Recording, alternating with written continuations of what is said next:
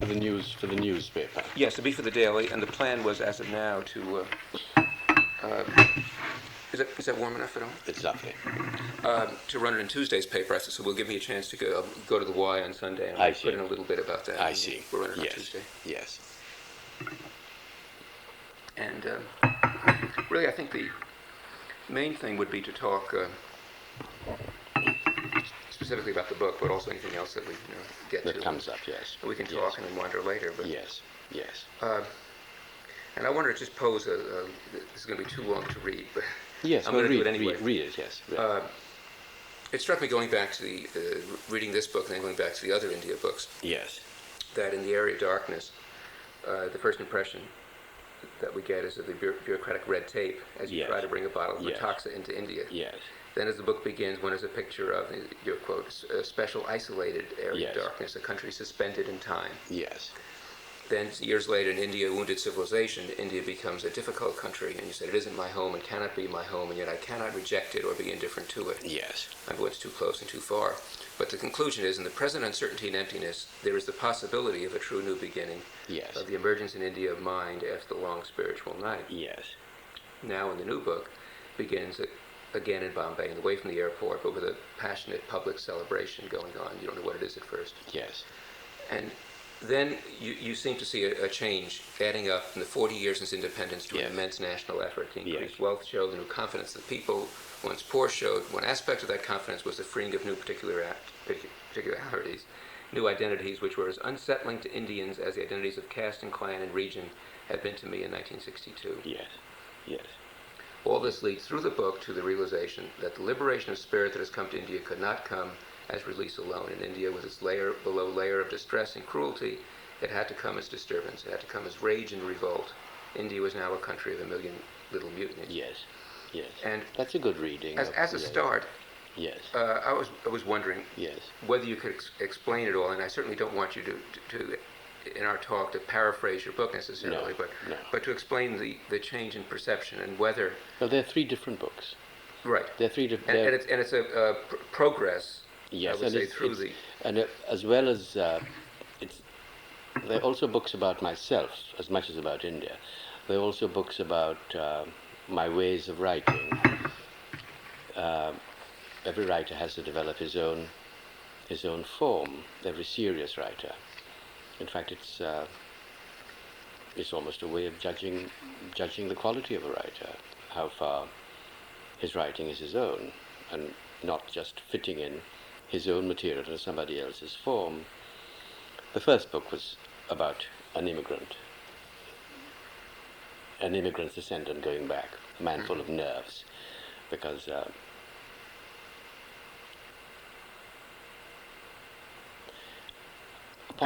point I've always talked about is the relativity, relativity so far as time, our grasping of time is concerned. That if you're an Indian, and you come from the kind of Indian background I have come, 1880 is very, very far away. It's an impossible distance away. If you have a middle-class English background, 1880 is quaint. It's within reach, but it's quaint. Mm-hmm. It's quaint, but it's within reach. So the nerves are the nerves of that, and the 1880 is a time now when your grandparents. Yes, and one had it was nerves about the poverty of one's background, this dreadful migration. One thing I want to interject, though, is the fact when you speak about returning as an immigrant, because it's not you returning as an immigrant, it's as I said an immigrant's descendant. Right, as a grandchild of immigrants. Yes. So the first book was about that. The second book was more analytical, largely because, for an accidental reason, that when one went there, the emergency was on, and Indians respond.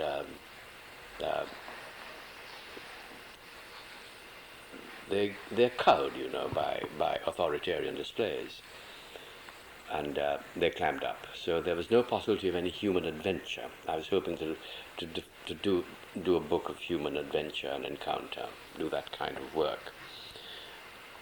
That wasn't available, so ideally I should have abandoned the book, but I didn't. I did a book of reflection and analysis of newspapers and Gandhi's autobiography and things like that. It became that kind of analysis.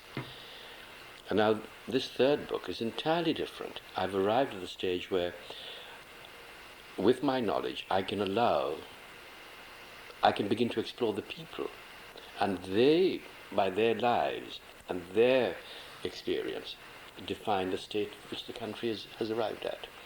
So it's no longer me writing about the countries. They're talking about themselves, and I'm putting together this to create a picture of the country at a particular moment in its history.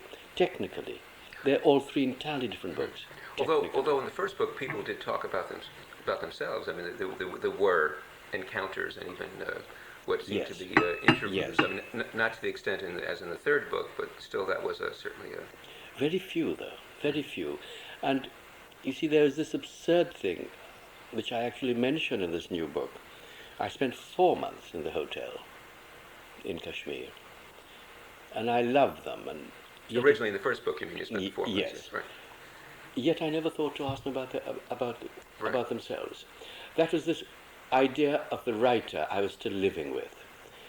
This romantic Bloomsbury, late 19th century idea of the writer, the Henry James writer, very detached, writing about England in English hours, talking about going out to the countryside, and yet never talking to anybody, if you know. Mm-hmm. He was just, in a way, getting the essence of it, being an eye and a mind. So from that, I mean, I suppose this Bloomsbury thing, and one had been so pumped with stuff about, the romantic stuff about the nature of the writer, the nature of writing. So I never thought to make simple inquiries of people. Yeah.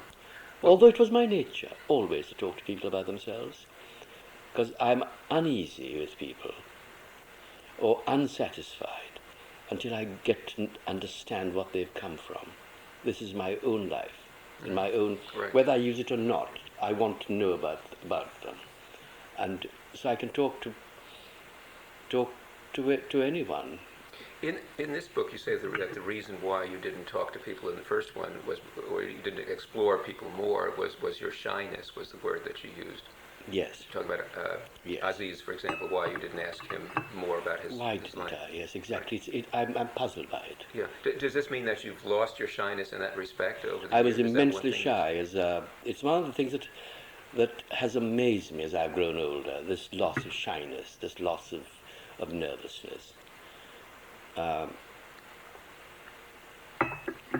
Well, I'm bewildered by how it's come about, but it came about when I lost it quite recently. if you had, in the first book, felt able to encounter the people more directly... I think I know one reason for the shyness. I wouldn't go and tell people I'm writing a book, can I talk to them about it? Because at that time I wouldn't. For a long time I would never have any certainty that I'm going to deliver a book. It's just nervousness about delivering. I can't go around saying I'm a writer. It's the same kind of nervousness that prevented me as a young man going and buying paper to write a book on. It was better to abstract it from the BBC and write it. But that's where you borrowed the paper from the BBC. Borrow the paper.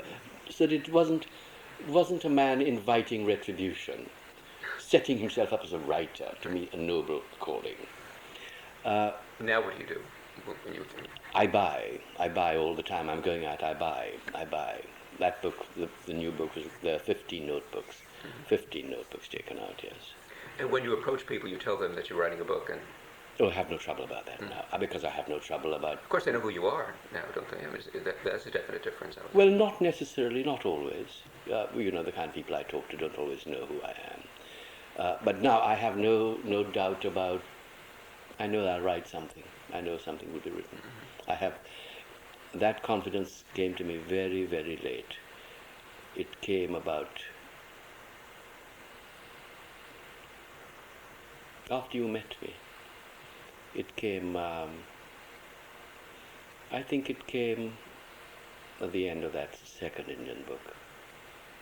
I became more confident. I lost it a little bit when I came to do the southern book, to do that, complete that side of my experience, the New World, the slave society side, because I didn't know how I would travel in America. I didn't know whether I'd be able to travel and meet people here in the United States. And I had an intense anxiety about getting anything. So there was doubt there, but not for reasons that I doubted my ability.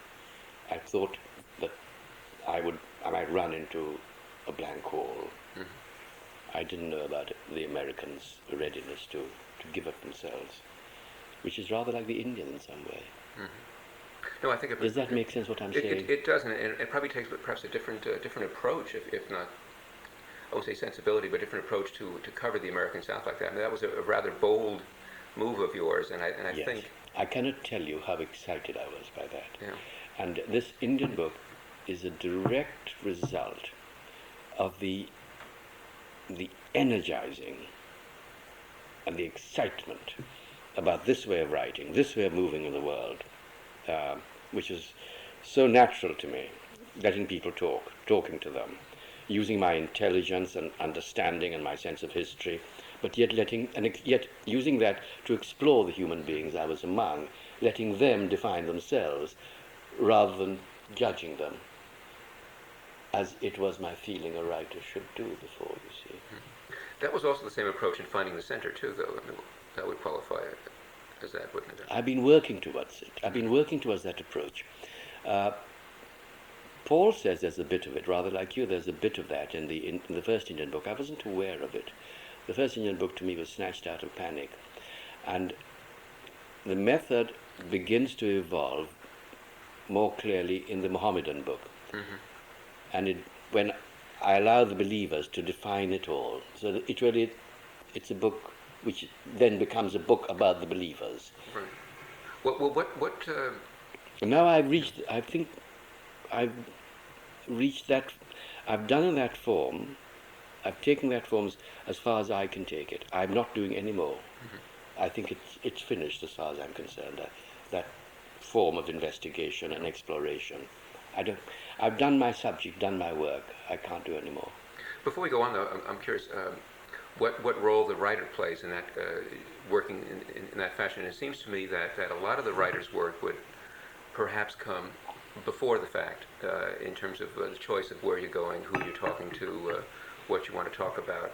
Yes. That there's much more, preparation, let's say, than you might find in some other.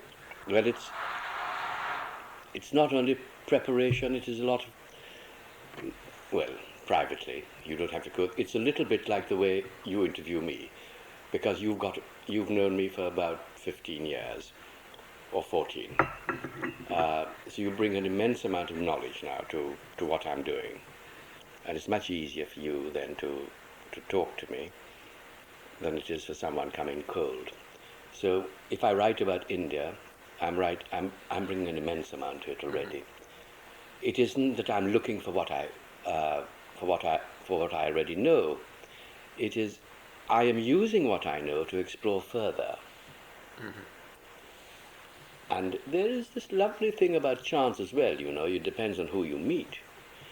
But then it becomes like the chance that's, what Cézanne said about painting a hand or something. He spent a long time painting somebody's hand. And he said, you put one color and then that controls the second one you put. And so it goes on. So it's an encounter, shall we say, with a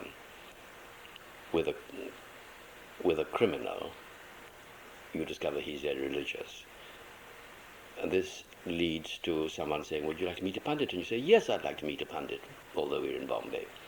And then you move on to that, you meet an important scientist who tells you his grandfather was a pundit.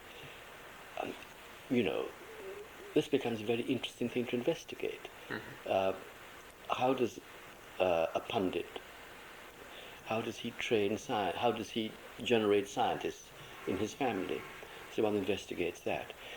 And apart from that thing about one exploration leading into another, one life leading into another, there is this thing that the people one talks to, in a way, occur in the setting where one finds them. So Bangalore is a scene of science, and one meets the scientists there. So it reflects the history of Bangalore. Right. And equally, when you get to Madras, you get the reaction against the Brahmins, which we have already explored. But What's especially interesting here, though, I think, is really the truly broad range of people that you did see, and so Yes. that it goes from gangsters to Yes. prostitutes to screenwriters. It's all over the map. Yeah. When I would sit down to write a profile of a person, I'd have a list before me of all the people that I know I should talk to, and occasionally some other name might come up, and I'd go back at it. Yeah. Whereas I can't imagine that you could have gone to India this time and said, "Aha, these are the categories I want to explore." No, exactly. And I was just curious, in a purely methodical way, at what point would it come? I mean, let's take the gangsters just as an example. When would you decide, or how would that have come about that you would decide? Well, we're going to talk to the underworld of India. I mean, is it purely an intuitive method, so that one thing They were does lead very to much another, in the as you said, news. or- They were very much in the news when I was there. And so often I was determined, I thought, this is very important. People had talked to me about the rise in the status, the social status almost, of the criminal in India. And it was such big news when I was there. But I thought, I wasn't, one always then takes these things at an oblique angle. I thought I would like to meet someone. I wouldn't like to meet someone at the top. I'd like to meet someone lower down. I'm not interested in the names of the men who are going to of the top gangsters, as the newspapers were. I wanted to get an idea of the gangster's life in a city like Bombay. And people helped me. Newspaper men helped me find the people at the level I was looking at. And without the help of the newspaper people, I couldn't have done it. They gave me their knowledge. And then I met someone, you see, one of the men, Nikhil Lakshman, who, after a few days, almost understood what I wanted. And he began to share with me the people in his own life. So his own life, and his wife's life as well, the family life. So they took me to the Pandit, for example. Or they said, "You'd like to meet a Pandit?" And I said, "Yes, I've never met a Pandit in India before.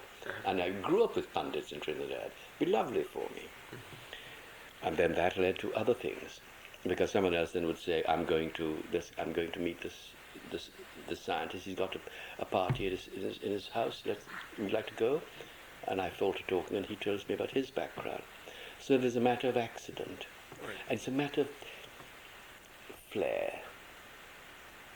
The writer's flair.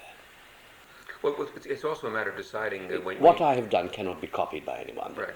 But I was going to say, it's also a matter of improvising to a certain extent, which is part of the accident. The idea that there was that prostitutes' strike or whatever it was. Yes. You could have said, well, I don't want to bother with that. Yes. But obviously there was enough curiosity that you wanted to see what it was like. Actually, when this man was presented to me, someone said to me, "Do you want to meet this man at the start?" And I said, "No, that is too sensational." But when I had got very far into the Bombay scene and writing about it and investigating, I felt I needed it. And so I went back and said, "Please, let's do this." I rejected it at first, the chance of meeting that man, the untouchable poet, and the man who would organize the prostitutes, Right. The structure of the book. But this is part of the excitement of the writing as well, the sense it's always developing. And one is really excited, because if you knew it all beforehand, if you'd all planned it beforehand, it would have been dead.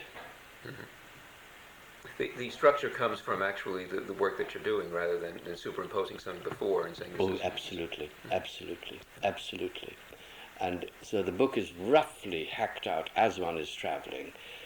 so that one knows what to do when you get to Bangalore, and after that what you do when you get to, so when you get to Madras. So I'm in a constant state of excitement and really working all the hours of the day. How would you work now? You wouldn't use a tape recorder? No, I wouldn't use a tape recorder. Take notes as you were there, or recount them later? No, the first time let's suppose I met a man. I would just talk. I would just talk to him. I'd be introduced to him as a writer, someone looking, and we'd talk, and then I would just assess it. And if it was interesting what he was saying, if it helped me, I'd go back to him.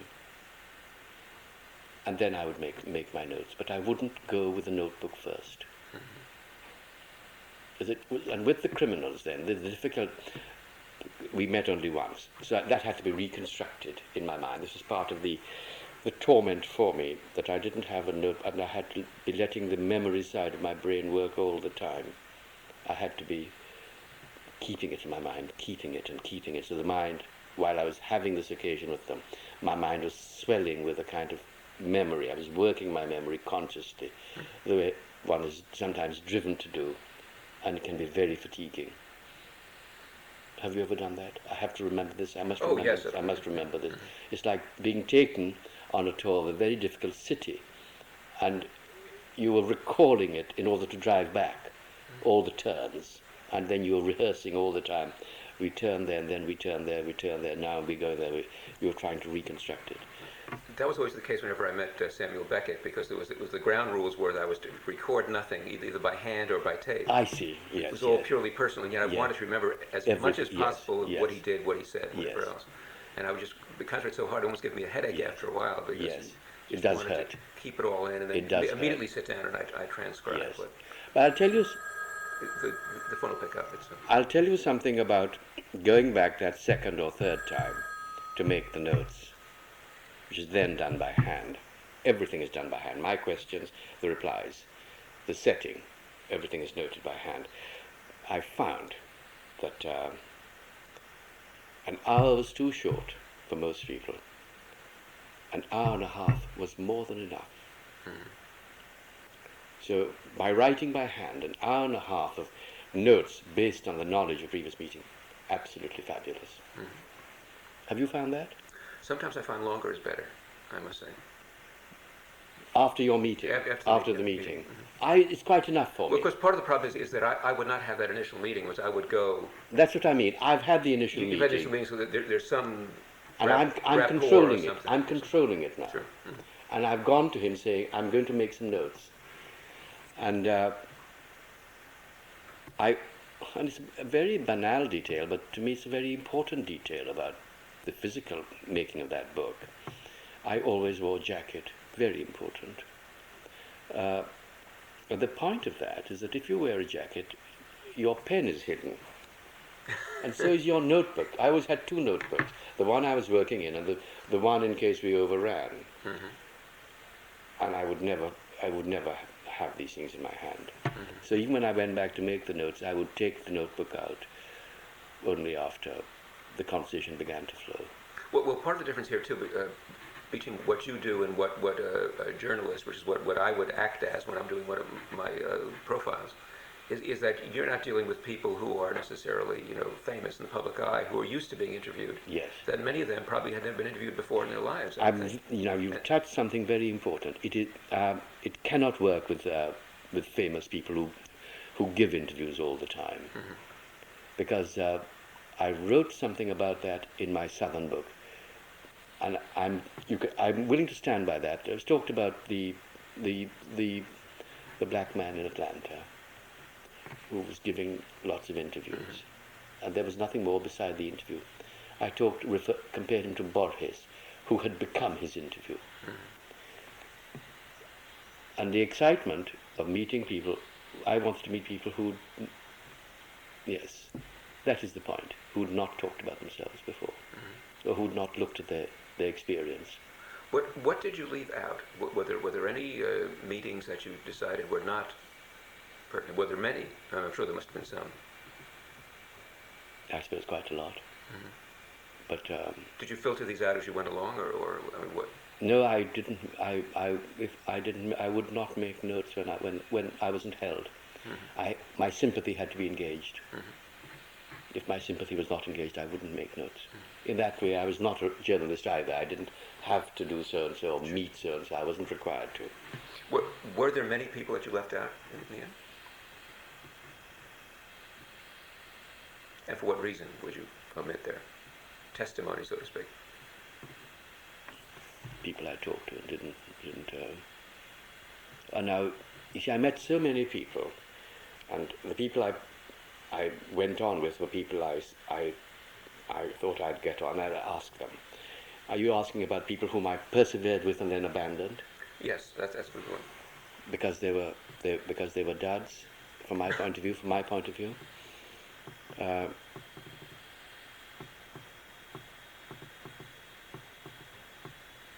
No. Everybody I persevered with, I did use. What happened is that on 2 occasions, I decided not to talk to people further, and then found that I wanted to talk to them. I had misunderstood what they had said to me. And this is one is the poet in Bombay, and the other one was the Brahmin who had cut off his tuft, and then had allowed it to grow and wanted to become a Brahmin again in Madras, the man in Madras. I had abandoned him, and then went back to him because of the interest. And this is where, when you're doing this kind of letting people define themselves, it's almost like police work to some extent. It is important to take it all down and to do not misread what people are saying. Don't make links that are not there, links which satisfy your own sense of logic. But that logic is not necessarily contained in what they're saying. They're talking about something else. So I so misread the Brahmin who said he's trying to live like a Brahmin. I thought this is just standard. I didn't know that he was talking about a fight and a struggle in the southern state of Madras. You see?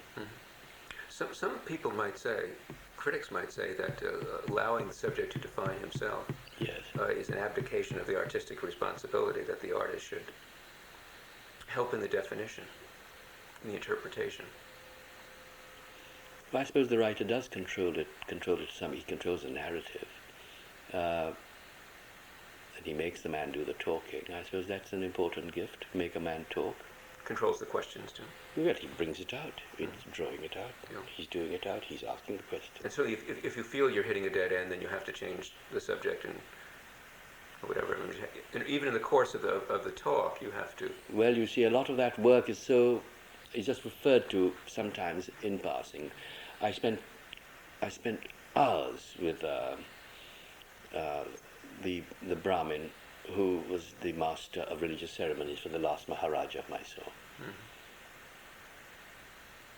And that was immensely tiring, because he'd never thought about his life as connected whole in that way. He'd never thought about the details. He'd not made stories of his life, individual little narratives. So the writer's doing quite a bit of work there too.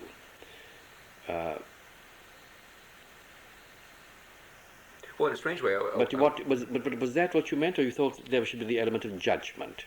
Well, that's also part of it. I mean, that some people would say that that would be bad manners. I would never come back. And in my writing, adopt a different attitude to the man who had given me his time from the attitude I adopted with him when I was with him. I wouldn't do that. If I quarreled with him at the time and I wrote about him, I'd refer to that. But I wouldn't quarrel with him afterwards in my writing when I was away from him. Well, I suppose in a way what that would lead to might be fiction.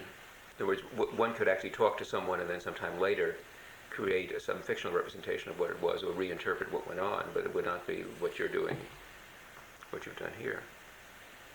In other words, that artistic reevaluation would Yes. lead to fiction more than nonfiction, I suppose. And there the artist is allowed more license in his interpretation. When people talk to you so honestly about themselves, as I try to get them to talk, and as they did talk with me, I feel that I really had no wish to condemn any of them. I felt some of them were intellectually confused, but I thought one had made it clear in what they were saying. It was, I think many of them judged themselves by what they said. The judgment was contained in what they said. It wasn't for the writer to do further damage to them or to hit them on the head. And the very way in which all of this is set, they became players in a historical moment. It wasn't for me always to go in and say, but you know, you're wrecking this, you're doing that, because so many of them are doing it. I'm trying to show the moment. I was being descriptive. Mm-hmm. It's a description of a civilization, a particular moment. It's a descriptive method. Mm-hmm. And I think the description requires, that's where the literary talent does come in. Apart from the social talent of getting people to talk, Mm-hmm. and the literary talent of knowing what you want them to talk about. But I'm always interested too in this thing of the way people look at the world. You know, I've always written about this. You know that, you know, I wrote a lot about the way Gandhi didn't see England in the 1890s. It should have been so interesting to you. What did Gandhi think about Oscar Wilde? Why didn't he tell us? What did he think about Kipling? Why didn't he tell us? Not a word about these things. Why did he tell us? But Because he lived in a completely different world. Right. He was into. Now that is interesting. He went to England and didn't see England. He saw Mr. So-and-so of the gasworks, Mr. So-and-so of the Vegetarian Society. He lived in a curious world. He lived in a world where, one of the things I say is that when he went to England, he couldn't say, I think it's raining. All he could say was, I think I'm getting wet. He couldn't make the general, broader observation. it's a very solipsistic position. It's very much so, yes. So that, so I'm interested in that the way people experience things. And that's why I always ask them to define where they are. I want to see the world the way they see it. I like the way there was one instance which you asked a woman to describe a house that you hadn't seen, to get the description from her point of view. Yes, also to Which was describe very, the very area, interesting. describe the Yeah. area, describe the area. Which is really pushing them, because it might not be something they would normally do. Or Yes. there were several cases in which you asked someone to talk about his life, and at first he finds it difficult. Yes, But then as he kind of warms to the idea, yes, it becomes a whole yes. story and Yes. construct. And The thing about vision is very, very interesting. Now, before the novel developed in England, I think the New York Times reader can cope with these references.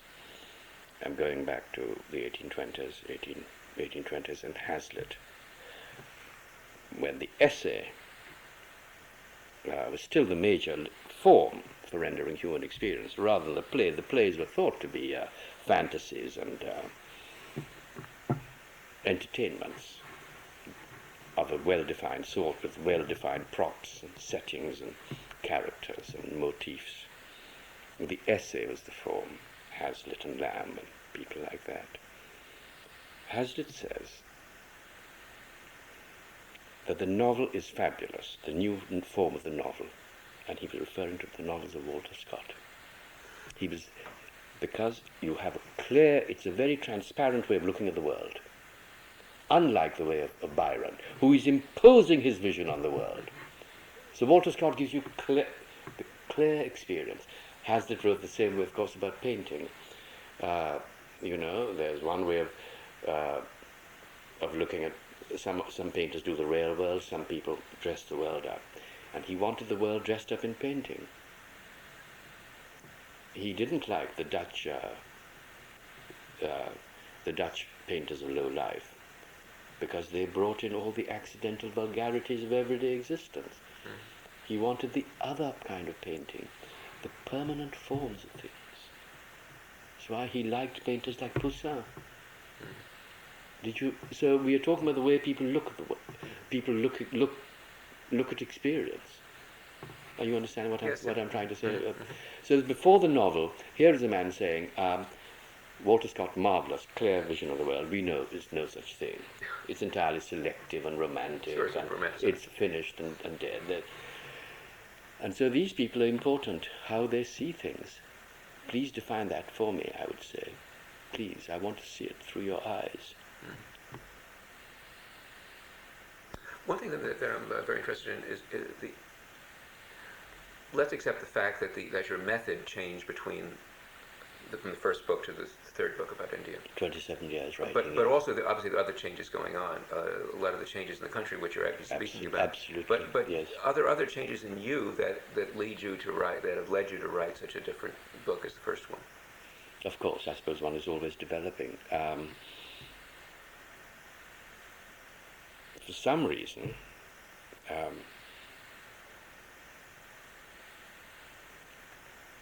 after I learned to write, I felt I was learning to write with that childhood material. And you see that learning to write. You see the stories, and then the small narrative, and then the comic narrative, and then the big book.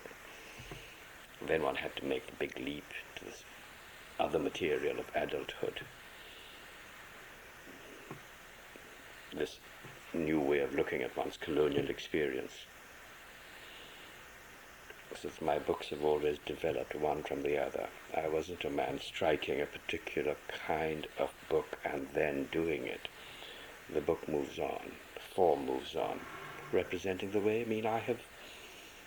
I have changed, developed many more things in my mind, many more experiences.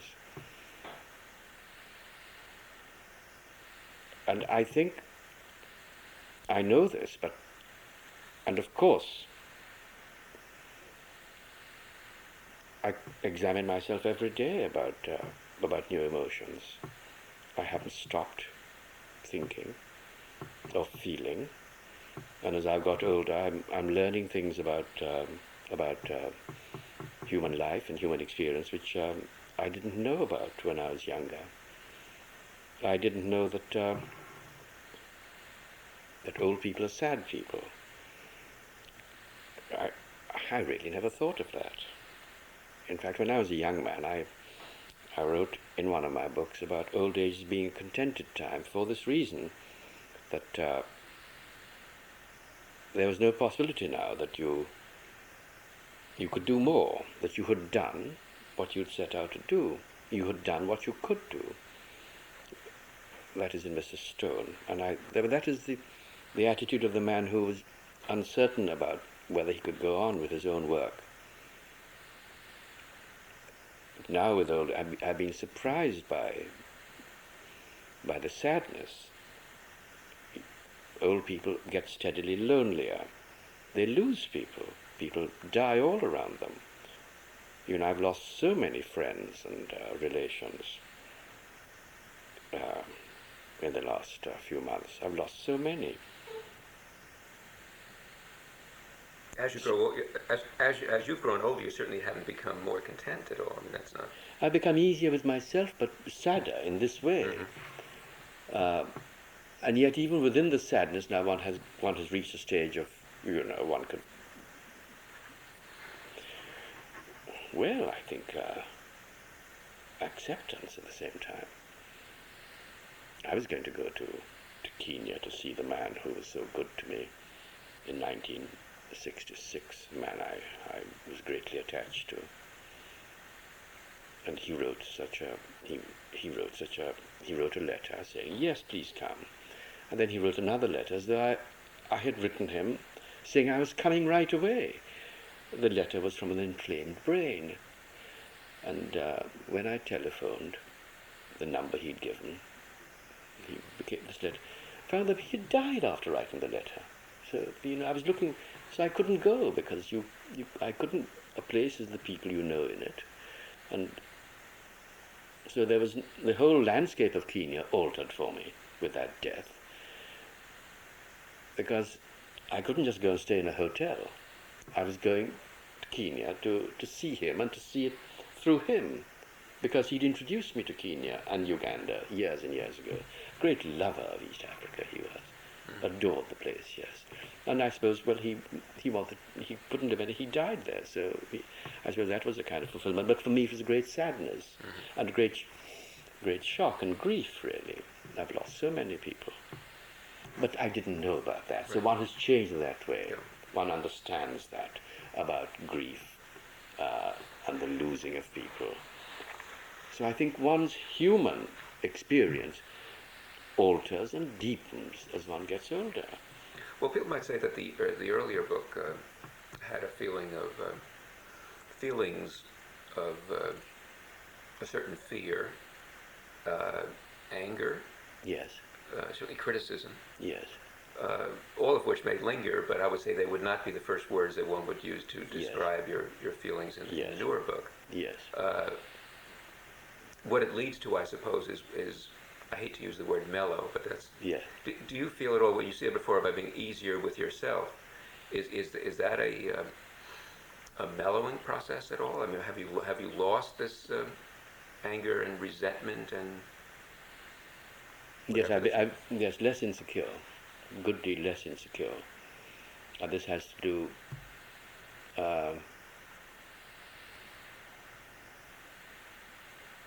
Sexual fulfillment, sexual happiness, very important to me.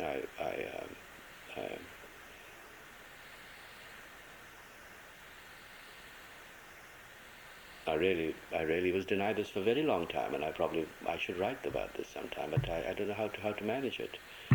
So that's important. That goes to the root of a man, doesn't it?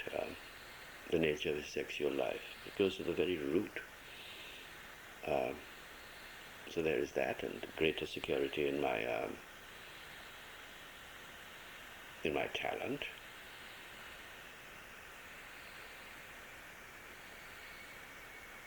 In other words, the man who wrote *Area of Darkness* was a more was a man very scratchy,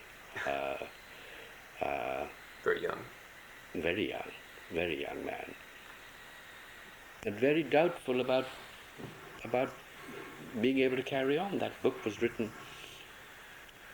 I began it about 3 months after going back to England.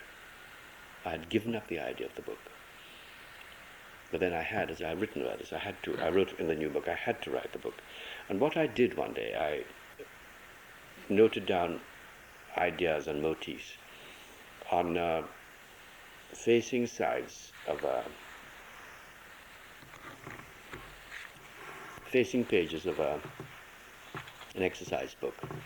And that was important, having it on the facing sides of the page, so that one could see it all and then shape it. And so the book was written like out of that, just random ideas, ruins, loss, hotel in Kashmir or something. I'm just making it up now, but it's all there. So that was the way I did it. But I had I didn't think I'd be able to write a book when I left India. I'd given up the idea, and indeed I actually began to write a kind of novel. I remember. I began to, and it was going nowhere. It's quite absurd. And the novel was about this. The visitor to a district commission, a young district officer in India, is having dinner by lamplight with this is a lantern light. With the civil servant, and the waiter comes in and says, you are drinking rum, and he lifts the bottle of rum and pours some for himself, and everybody is so shocked until the officer calls the man and says, "Ram Singh, how dare you do that?" I couldn't take it beyond beyond that point. beyond that. So I remember trying to write. I think I tried that about 2 or 3 times. Yes, yes, yes. But I didn't know what happened next. What happened next was that I wrote the book. Really, the Area of Darkness, this other book. Yes, yes.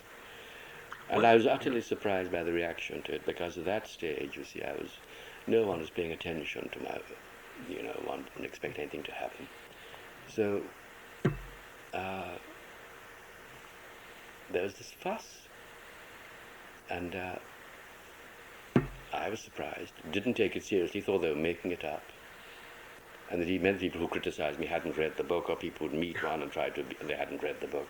So I paid no attention, and that gave me this immense resilience, which I still have to what people say.